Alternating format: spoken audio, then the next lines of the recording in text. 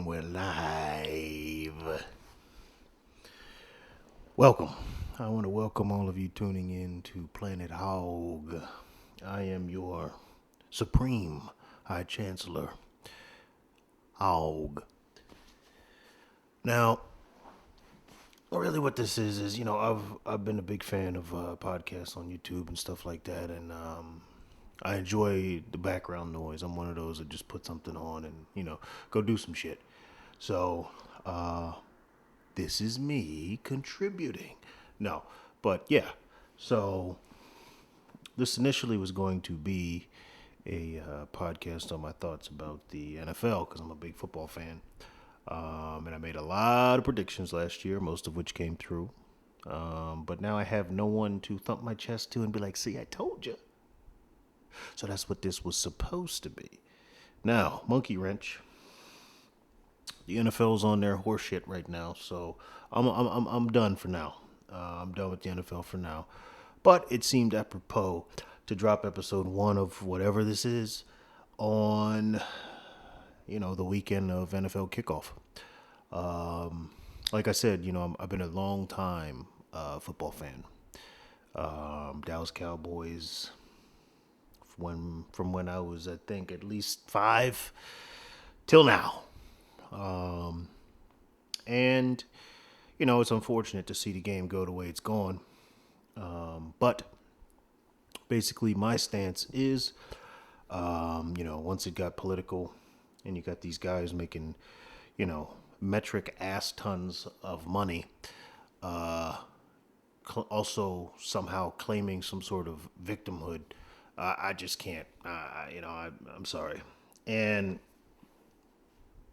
it's too bad, really, because number one, because I thought the Cowboys would be pretty good this year. Now, I did see that they lost, because I'm still getting my Google spyware is still feeding me updates. But I did see that they lost. But I feel like the Cowboys could do something this year. But I will not be a party to that. Now, the beat goes on, baby, because Hog has got there's all kinds of things running around in this skull. So, in the meantime, in between time, we'll just be talking about whatever races through my mind and I deem worthy to have a discussion about. So, while we're talking about the NFL, I have been reading online about how the NBA has been tanking in terms of their ratings because, no surprise, because of all the stuff they're doing. But the NFL is a different beast entirely. The NFL is, way bigger than the NBA.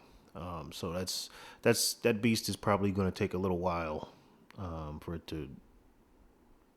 the effects to be felt. So, for those people who are like me and saying, enough's enough, I'm good. I'm good. More power to you. Keep fighting a good fight. For those of you who still want to watch it, hey, that's your choice too. First Amendment, right? You can do what you want to do.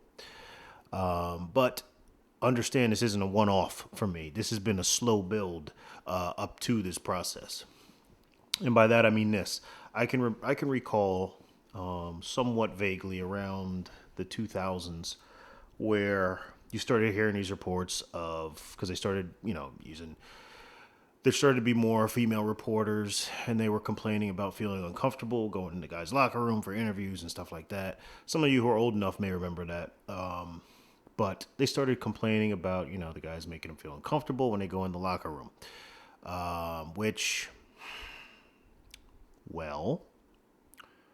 It is a men's locker room, so there is that. Yeah. So, they took some steps to kind of, compromise and whatever. No big deal. Okay. Well, let's fast forward, right? And now we're going to fast forward to circa, I don't have the date, whenever Michael Sam gets drafted. And here we go again, right? Here we go again with more non-football stuff polluting the football environment. And by that I mean this. Michael Sam gets drafted. He goes damn near at the end of the draft. But somehow there's a camera crew there. Somehow, we need to watch the celebration in some bar in West Hollywood. Okay. Number one, and please correct me if I'm wrong, I have never heard of, seen another seventh round pick that got the attention that man got. That's number one. Number two, let's not play like there wasn't an ulterior motive here. Let's not play like there wasn't, the Rainbow Coalition agenda here. Okay? Which, hey, do you. But again, it's football. I tune into the NFL for football. I watch the draft for football. So I don't appreciate having all of these other peripheral issues shoehorned into football. Okay, that was what it was. He gets drafted. And I remember leading up to it, they're making a big deal about, if he doesn't get drafted, what does that say about the NFL? Well, it says the same thing it says for the other hundreds of people who don't get drafted. You're not good enough. That's basically what it says. But, of course, we have to make an issue out of it. So he ends up getting drafted by the Rams first, which... Okay, jokes aside, that was still funny. And then my Cowboys end up picking him up, which, at first, I had mixed feelings about that, right? Because I didn't want to deal with the inevitable fallout of whenever you had to cut him, right? Because as soon as you cut him, you're going to have a bunch of non-football people weighing in, calling the NFL names, saying they're misogynist, saying it's a boys club, saying they're homophobic, all whatever the flavor of the month is. And kind of like you had with Ray Rice, right? Like the whole Ray Rice situation. Okay. Was he in the wrong for what he did? I think we all understand that what he did was wrong.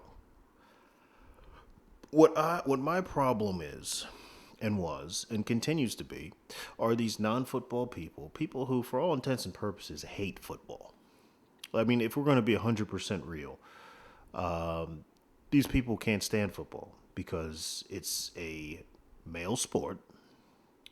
It prides itself on things that are considered masculine traits, strength, power, things of that nature.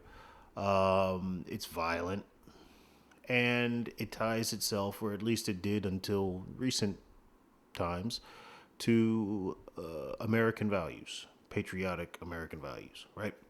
Which, for all intents and purposes, may have just been marketing. And we all may have been duped. Myself included, throwing myself in that pile. So then you had the whole Michael Sam fiasco. You had the Ray Rice fiasco, where you had to see that. I don't know if you guys remember, but like I said, I watched a lot. Whenever there's a game on, I'm watching it, even if it's probably the most boring team in the world to watch to me, which is the Jacksonville Jaguars. Even if it's like Jacksonville and Miami, I'll watch it because it's football. So anyhow, and that's no shade to the Dolphins or Jaguar fans that may be listening. Just your teams are boring as hell. The point is, I'll watch football for football's sake. So I remember right around the time the whole Ray Rice thing happened, you had a commercial with, I remember Eli Manning being a part of it, but there was a bunch of other guys, and it was just a headshot on a blank screen and them making some kind of statement. It was equally as nauseating and similar to that horseshit haiku poem that the Dolphins read before, that bullshit poem that these guys were reading like it was, PTA night at an elementary school. It was equally as cringeworthy as that. So, okay. So we get through that. Well, then we deal with the whole Colin Kaepernick mess. And look, I have said lots of times. And now I'm going to say it again because, hey, now it's going to be recorded. I have said and will continue to say, I saw through the Colin Kaepernick scheme from day one. And by that I mean this. Number one, this man had nothing to say until Blaine Gabbert comes in and takes his job from him. Up until then, he had nothing to say, and I'm going to prove that in a second. But so let's talk about why, right? Because when I look at things, especially things that are meant to gear you or push you in a certain way, I always ask myself the question, why or why now? And for Colin Kaepernick, the why now was very apparent to me because you lost your job. Because, look, truth be told, he was never really that good. He was a beneficiary of an offense. The read option offense was used, and there weren't a lot of people who knew how to defend it. And he had the skill set to make it work. He was a beneficiary of a great coach with a great scheme, similar to Lamar Jackson. Oh, wait, they had the same last name. Not the same coach, though. But, so I saw through that. And I remember watching the Super Bowl, them against Baltimore. More on that in a second. But I remember watching that Super Bowl with some friends, and I said, this is the best you'll ever see Colin Kaepernick. Now, that ended up being true, but only from the standpoint of if you watch the NFL, you've seen quarterbacks like him. They never pan out. So, I was never on Team Kaepernick, right? Before all this other crap. So anyway, fast forward. Now he's kneeling, and it's for police brutality, to raise awareness for police brutality against black people and other minorities, right? Okay. Well, this is where it falls apart for me. Because the only thing that I'm staring at in the rear view is, no, you lost your job. You lost your starting quarterback job. And now you're either bitter or you're trying to make future plans if you think that, you may have a short shelf life in the NFL, which as it turns out he did. But the big debunker, the big thing that kind of debunks his whole position from me is, if that's what you were really about, if that's what you really stand for, then why didn't we hear anything when you were in the Super Bowl?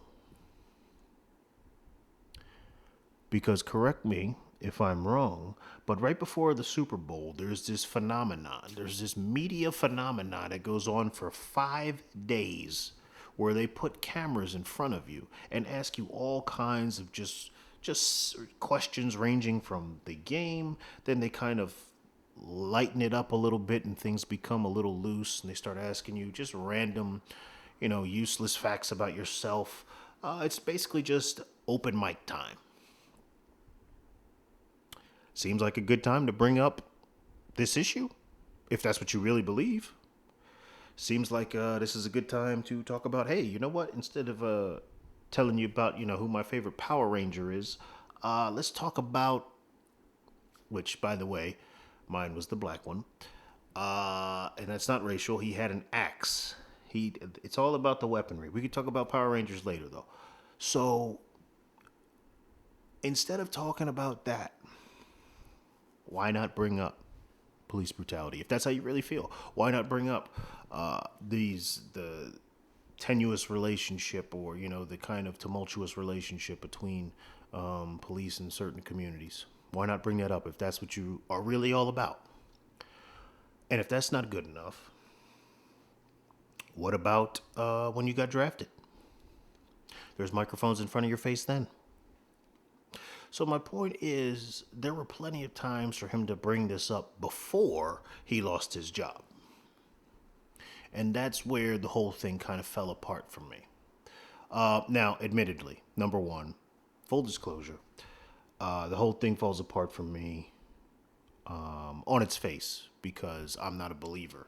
that, black and brown people are out being hunted by police, as the narrative would have us believe today. I just simply believe that's not true, and I believe in a lot of these cases, you bring bad situations upon yourself. Are there situations outside of that spectrum where a person does everything right and is still unfairly targeted? Absolutely. 100%.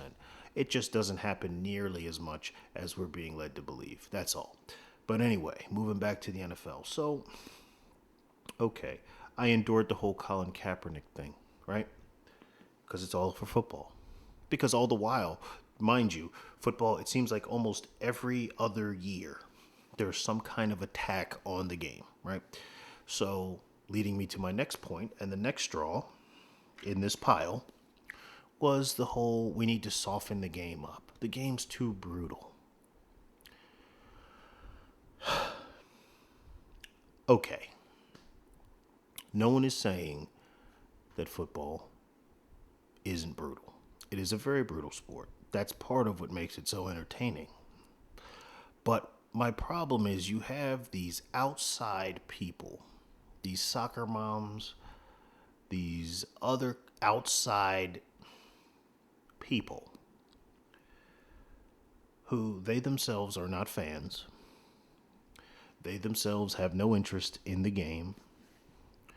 But because the NFL's leadership under Roger Goodell has been extremely weak, they can. It's like the old. I believe it was either Stalin or Lenin said, push where there's mush.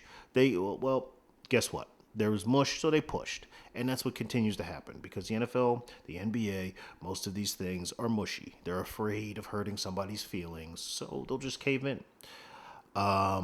So, okay. Well, now we got to deal with CTE. So now we're going to water the game down. We're going to assess penalties for big hits, even though that's arguably probably the thing that people associate with football. So now the game's been watered down. Okay. Now what?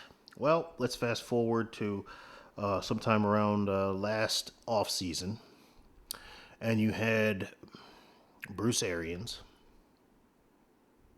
What did he do? Well, he brought on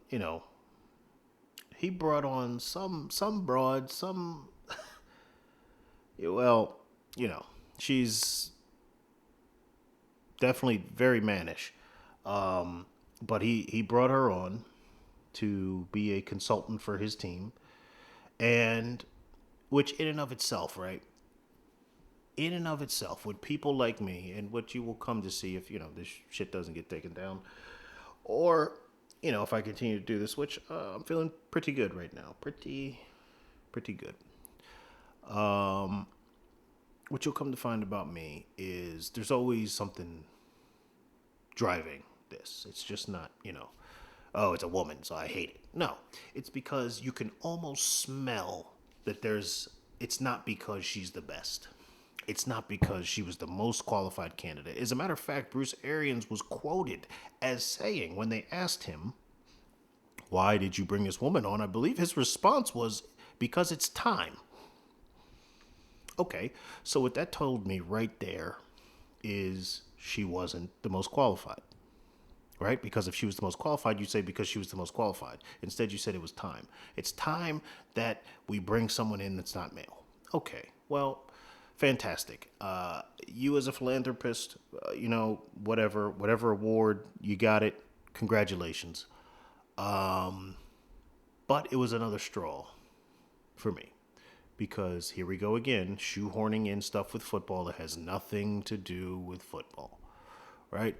Football, and the other thing that I think I'll speak for myself, the thing that I like about football is that you get what you earn, or you used to, you're supposed to. It's a pure meritocracy. Everything you get, you earn. If the guy's better than you, then he plays and you don't. So when you start to pollute it with political bargains, with shoehorning in all these different agendas, you're really polluting what it actually means. Because one of the things I loved about that sport was it transcends just the field. It teaches you how to work with people who you may not necessarily be friends with, or people who you may have never actually intended to be friends with of your own volition, if it weren't for football. It's one of the things I liked about being in the military as well, was that it puts you in a situation where you're going to meet people of different backgrounds. Okay, well, so that being said, now let's move forward to, now, right? Now we got the social justice messaging. We had that weird moment where they were holding hands. Oh, we had that weird, it's just, my God, for God's sake, like the Redskins are called the goddamn Washington football team now. They don't even have a name. They don't even have a name. I it is just, it's too far gone. It is way too far gone. It's a damn shame. It really is a damn shame. I'm holding out hope for the XFL, but you know what? We'll see. We'll see. I'll tell you right now. First and foremost, it starts with the anthem for me. Because if you can't stand up to honor a country that's going to pay you generational wealth, life-changing wealth that people like me and most other people will never sniff. If you can't stand for a country that's going to give you that just for playing a child's game, then that's a whole level of ingratitude that I can't even mess with. I really can't. Because like I said, this game, and that's kind of, to be fair, that's my stance as far as the CTE, and the people are like, oh, we gotta do this. It's too brutal. Like, these dudes are making $20 and $30 million. Like, is it messed up that he's having trouble walking? Yeah, but he's having trouble walking in a 50-room mansion. So, because there are people who are having trouble walking, but they're also riding a bike to work, or they're also trying to keep the lights on in their house. So, let's just put it all in perspective. That's all I'm asking for, is a little bit of context, a little bit of self-awareness.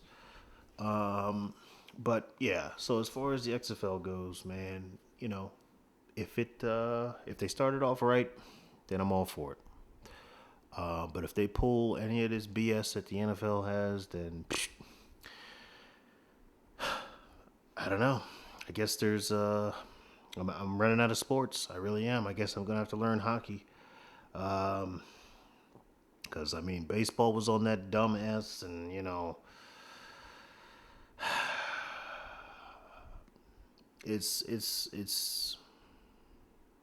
it's amazing that we've gotten this far. But anyhow, we'll wrap it there for episode 1 of Planet Hog. Now, I need to figure out when it is. I'll start uploading some more of these videos. But yeah, like I said, man, it'll just be kind of whenever the thought takes me, So until the next time we meet, peace.